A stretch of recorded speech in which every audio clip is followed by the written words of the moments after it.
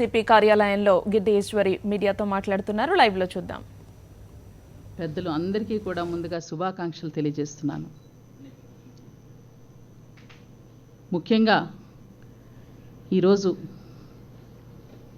గిరిజన ప్రాంతాలలో రాష్ట్రం విడిపోయి ఒకే ఒక ఎంపీ కాన్స్టిట్యున్సీ అయినటువంటి ఎస్టీ ఎంపీ కాన్స్టిట్యున్సీ అయినటువంటి విశాఖపట్నం, తూర్పుగోదావరి, శ్రీకాకుళం, విజయనగరం ఈ 4 జిల్లాలలో కూడా ఉన్నటువంటి 7 నియోజకవర్గాల ఎంపీ కాన్స్టిట్యున్సీలో ఎంపీగా ఉన్నటువంటి కొత్తపల్లి గీత దురదృష్టకరం ఏంటంటే ఆమె వైఎస్ఆర్ కాంగ్రెస్ పార్టీ నుంచి గెలిచి ఈరోజు నేను నా స్వతసిద్ధంగా గెలిచాను, నాకు వచ్చినటువంటి ఓట్లన్నీ కూడా నా స్వయంగా వచ్చినవి, నేను అసలు వైఎస్ఆర్ కాంగ్రెస్ పార్టీ వ్యక్తిని కాదు అంటూ గతంలో చాలా ప్రచార మాధ్యమాల్లో చెప్పినటువంటి విషయం మనందరికీ తెలిసిందే.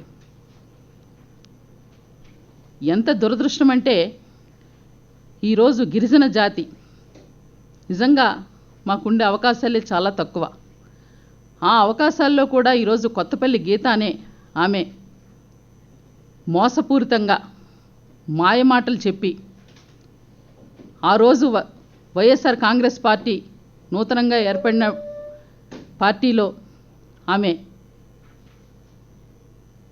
కల్లబొల్లి మాటలు చెప్పి ఫోర్జరీలు చేసి ఏదైతే ఆమె క్యాస్ట్ ఎస్టీ కాదని 1993లో జేసీ మంగపతిరావు గారు డిక్లేర్ చేశారో దాన్ని కోర్టుకెళ్ళి స్టే తెచ్చుకున్నానని చెప్పి మీ సేవలో అలాగే రంపచోడవరం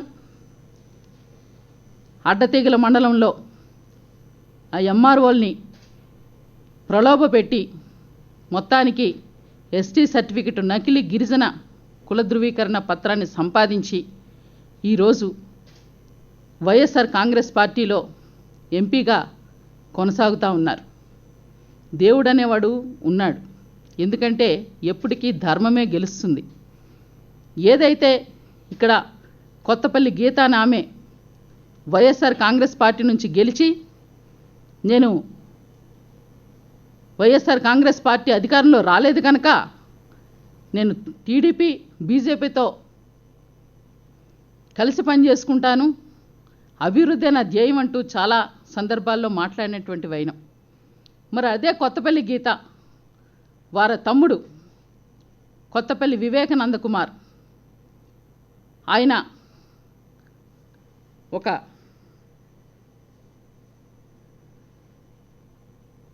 ఎల్ఐసిలో పనిచేస్తూ ఉన్నప్పుడు 2008లో ఆయనపై కేసు నమోదైంది. ఆయన గిరిజనుడు కాడు, నకిలీ గిరిజన కుల ధృవీకరణ పత్రాలు సంపాదించి ఈరోజు ఉద్యోగం చేసుకుంటున్నారని దానికి సంబంధించినటువంటి case district level scrutiny committee Turpugodavari ఆ రోజు జేసీ గారు 2014లోనే నవంబర్లో రిపోర్ట్స్ని సంబంధిత జిల్లా కలెక్టర్ అయినటువంటి వారికి అందజేయడమైంది. ఆ రోజు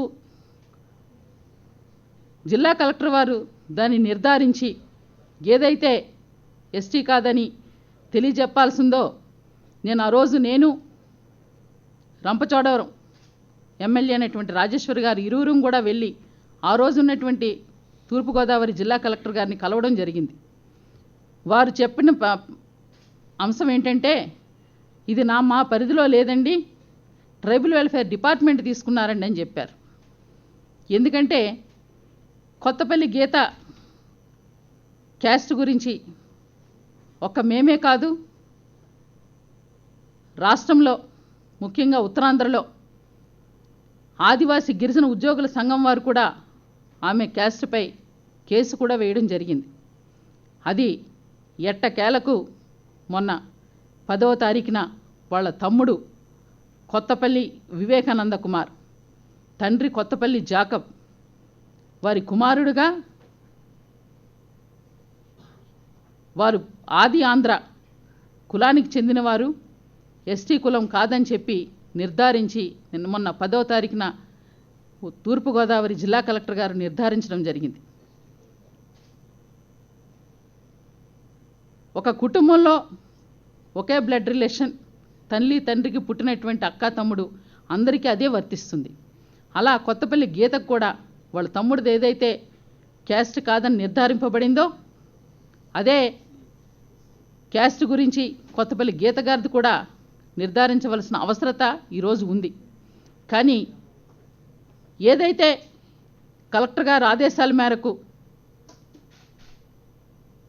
కోర్టుకు కలెక్టర్ గారు కోర్టులో హాజరవ్వాల్సి ఉన్నప్పటికీ ఆమె చాలా రకాలైనటువంటి వ్యవధిని తీసుకుంటూ ఈరోజు పార్లమెంట్లో ఉన్నాను, నాకు ఒంట్లో బాలేదు, ఇలాంటివి ఏవేవో అసత్యాలు పలుకుతూ ఈరోజు కోర్టులకి ఆమె హాజరు కావటం లేదు. ఖచ్చితంగా మాకు న్యాయస్థానాల మీద నమ్మకం ఉంది. ఎందుకంటే ఇది ఒక గిరిజన జాతికి సంబంధించినటువంటి విషయం. ఇప్పటికే చాలా మంది గిరిజనేతరులు గిరిజన కుల ధృవీకరణ పత్రాలను తీసుకొని చాలా రంగాలలో ఉద్యోగాలు కానీ రాజకీయ పరంగా కానీ వాళ్ళు లబ్ధి పొందుతున్నారు. గతంలో కూడా చూసాం, శోభా హైమావతి గారు, ఆమె కూడా రాజకీయంగా వచ్చి ఎమ్మెల్యే అయ్యి లాస్ట్కి చిట్ట చివరికి సుప్రీంకోర్టులోనే ఆమె